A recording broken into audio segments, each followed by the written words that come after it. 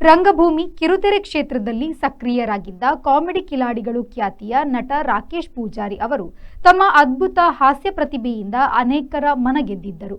ಆದರೆ ಇದೀಗ ಅವರು ಹೃದಯಾಘಾತದಿಂದ ನಿಧನರಾಗಿದ್ದಾರೆ. ರಾಕೇಶ್ ಪೂಜಾರಿ ತುಂಬಾ ಕಷ್ಟದ ಜೀವನವನ್ನು ನೋಡಿ ನಂತರ ಹಾಸ್ಯದ ಮೂಲಕ ಎಲ್ಲರ ಮನ ಗೆದ್ದಿದ್ರು.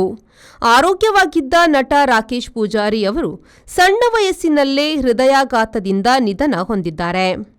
ಉಡುಪಿ ಜಿಲ್ಲೆಯ ಕಾರ್ಕಳ ತಾಲೂಕಿನ ನಿಟ್ಟೆಯಲ್ಲಿ ರಾಕೇಶ್ ಅವರು ಮೆಹಂದಿ ಕಾರ್ಯಕ್ರಮವೊಂದಕ್ಕೆ ತೆರಳಿದ್ರು.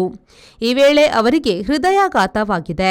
ಮೇ 12ರ ಮುಂಜಾನೆ 2 ಗಂಟೆ ಸುಮಾರಿಗೆ ಈ ಘಟನೆ ಸಂಭವಿಸಿದೆ. ಕಾರ್ಕಳದಲ್ಲಿರುವ ಗೆಳೆಯನ ಮೆಹಂದಿ ಕಾರ್ಯಕ್ರಮದಲ್ಲಿ ಭಾಗವಹಿಸಿದ್ದ ರಾಕೇಶ್ ಮಧ್ಯರಾತ್ರಿ ಹೃದಯಾಘಾತದಿಂದ ಮೃತಪಟ್ಟಿದ್ದಾರೆ.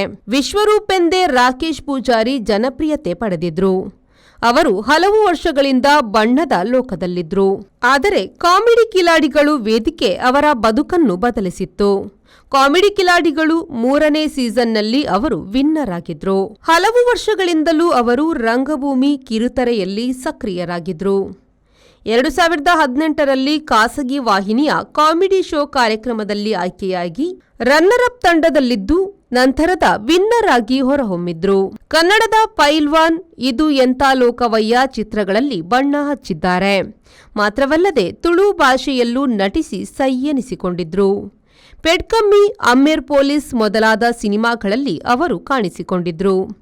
ಸಾವಿನ ಸುದ್ದಿ ತಿಳಿದ ತಕ್ಷಣವೇ ಹಲವಾರು ಮಂದಿ ನಟರು, ನಟಿಯರು, ಆತ್ಮೀಯರು ಸೇರಿದಂತೆ ಸ್ನೇಹಿತರು ಭೇಟಿ ನೀಡಿ ಅಂತಿಮ ನಮನ ಸಲ್ಲಿಸಿದ್ರು.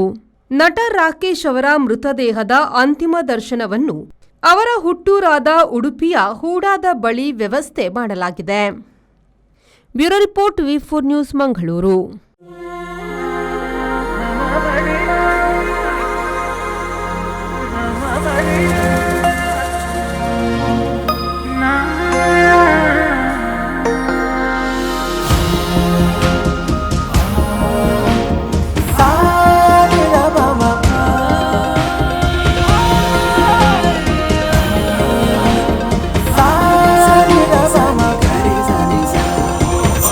VNR Gold.